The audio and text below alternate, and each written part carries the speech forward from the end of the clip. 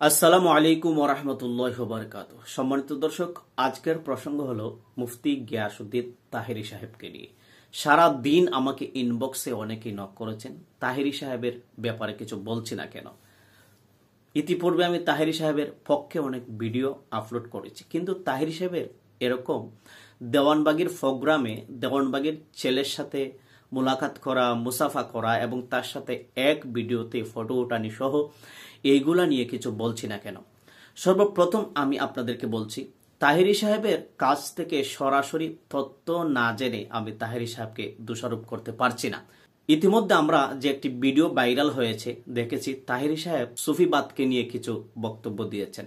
এই ভিডিওর মধ্যে কখনো দেওয়ানবাগীর নাম তিনি নেন নাই। দেওয়ানবাগী যে কাফের ছিল, মুশরিক ছিল, ভণ্ড ছিল, ইতিপূর্বে আমরা প্রত্যেক গণনার ওলামায়ে কেরাম একমত, দেওয়ানবাগীর এরকম বক্তব্যের কারণে সে আর কখনো মুসলমান হতে পারে না।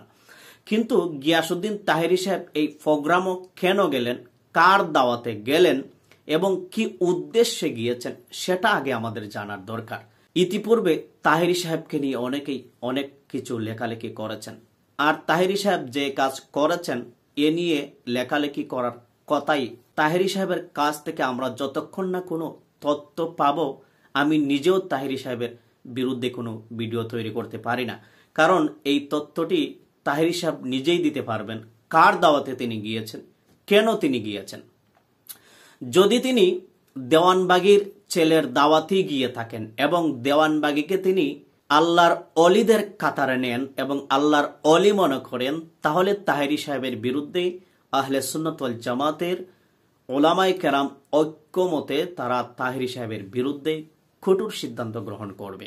কিন্তু তাহেরী সাহেবের উদ্দেশ্য যদি ভালো থাকে এবং তাহেরী সাহেব কি জন্য গিয়েছেন বা কেন গিয়েছেন সে উদ্দেশ্যটা তিনি প্রকাশ করার আগে পর্যন্ত আমরা তাহেরী সাহেবের বিরুদ্ধে কিছু বলতে পারছি না।